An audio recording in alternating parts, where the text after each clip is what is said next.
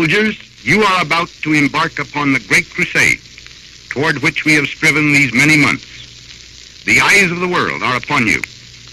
The hopes and prayers of liberty-loving people everywhere march with you.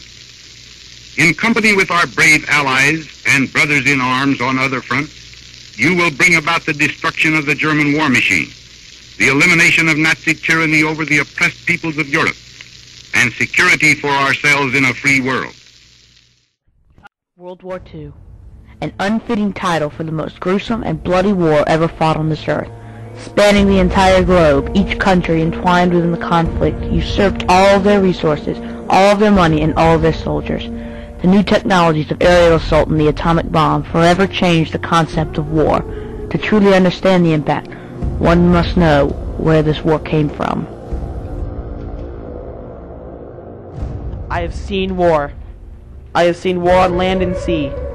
I have seen blood running from the wounded. I have seen the dead in the mud. I have seen cities destroyed. I have seen children starving. I have seen the agony of mothers and wives. I hate war. Franklin D. Roosevelt.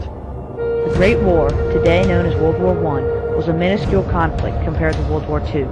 Yet it is because of this smaller conflict that World War II occurred. The Great War left the world in a state of chaos. Countries scrambled to rebuild their war-torn cities. They wanted a quick fix. This gave rise to the dictators.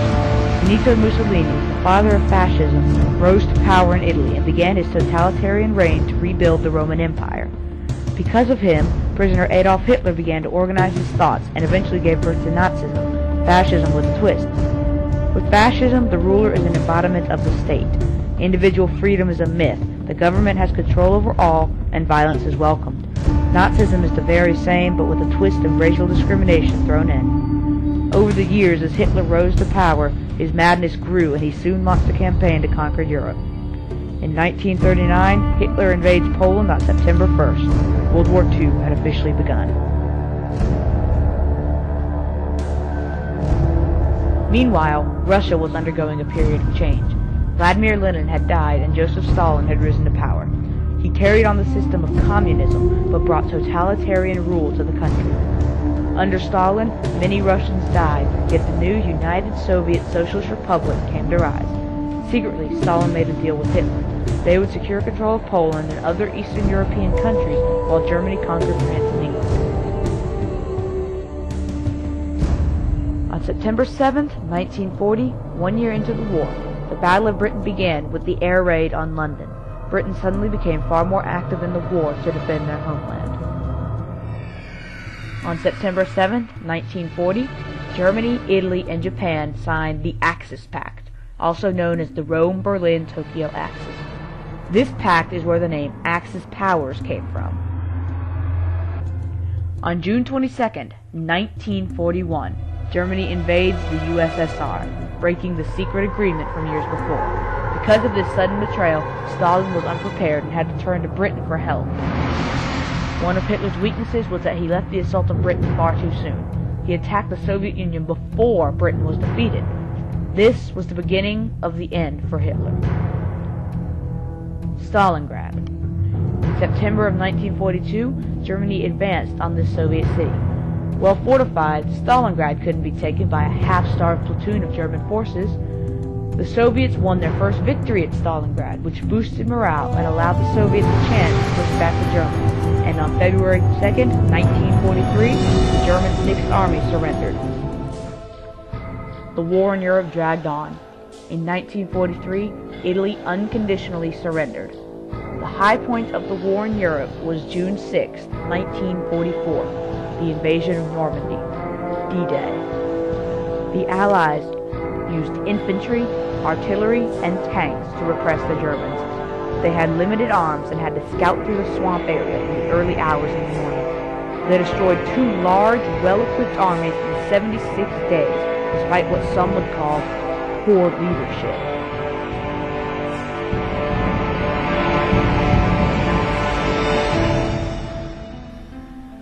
British, American, and Canadian forces were to land on 5 beaches in France, codenamed Gold, Utah, Omaha, Juno, and Sword. At 2 o'clock a.m., American and British forces were the first to land on German-occupied Europe. They moved inland and captured bridges, allowing them to move forward. The American paratroopers landed in the rear section, Utah, to cut off roads that may have been used for a strong German counterattack. At 6:30 a.m., the landing craft hit the beach. The Americans landed 150,000 men on the beach after a long struggle. Germans were overwhelmed by the massive surge of troops, and the Americans eventually pushed through. The war in Europe ended after the Battle of the Bulge, immediately after which the war in the Pacific grew to a frightening high.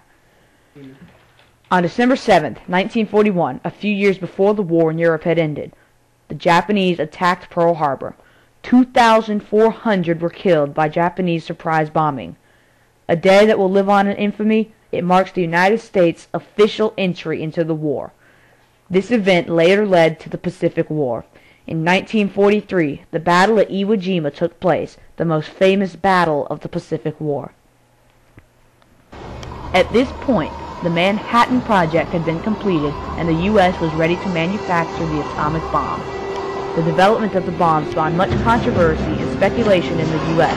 It was a bomb of such horrifying magnitude that it still haunts the military and political future of our world.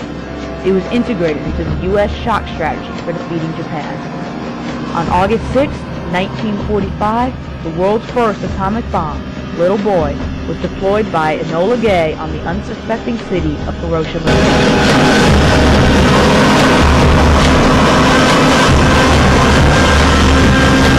After falling for 43 seconds, the time and barometric triggers started the firing mechanism. A uranium bullet fired down a barrel into a uranium target.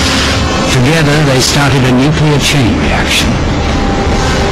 Solid matter began to come apart, releasing untold quantities of energy.